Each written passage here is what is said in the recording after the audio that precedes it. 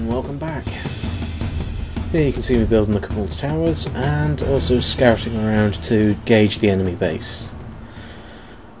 Right now you'll see a wall of towers being built, and as you can see it starts shooting people and people die.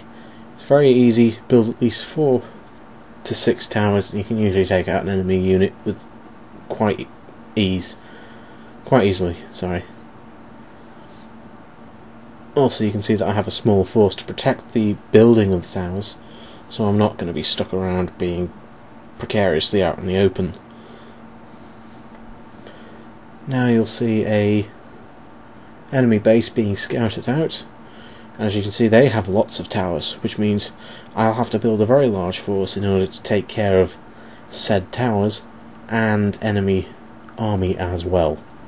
Hopefully now you can understand why this is called the shield barge or the shield and thrust maneuver, because as you can see here I'm building quite large armies, and while I wait for the enemy to send a small group in, once they've sent it in, I'll take care of this large chunk and keep pushing forward and building bases, so I have a reserve line in order to hide my forces behind while I'm building them.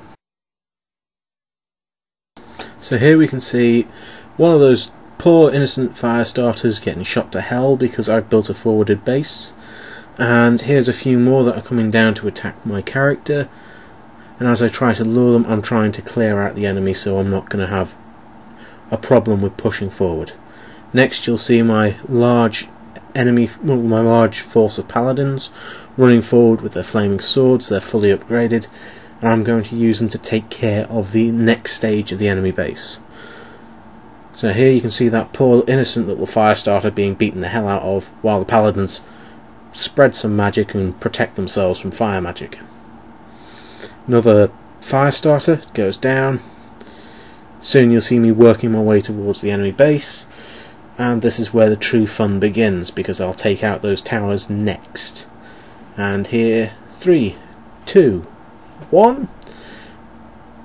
Bye bye towers in a moment. Because you can see all these enemy fire starters, they're doing something but they're not doing much. My paladins are resistant to fire, so they can actually start bouncing it off of themselves, and they're not really going to be that bothered by a few orc fire starters. Now you'll get to see this quick clip of these towers being demolished by a huge horde of paladins, and I'll always keep checking the numbers of them, so I'm not going to lose that many of them to the orc force. Plus you can see in the top corner, well not the top corner but the middle of the screen, top middle, is the icons and the tabs for my extra forces to come in.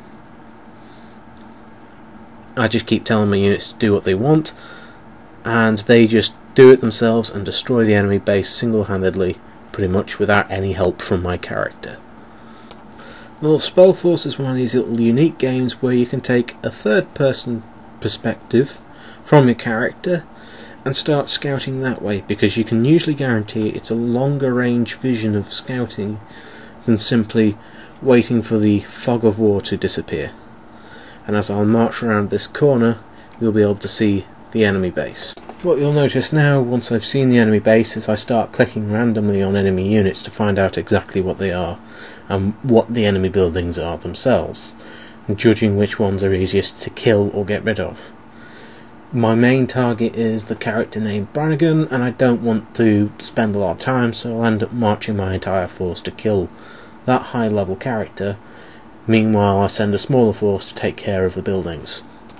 Now I'll leave you with some video footage of me wiping out the enemy base, looting the chests, and that'll be it for this part of the SpellForce video. Hopefully this little tactic's been useful for you, and I'll demonstrate the use and purpose of this strategy if you ever want to use it anywhere else in my next battle advice section. See you there.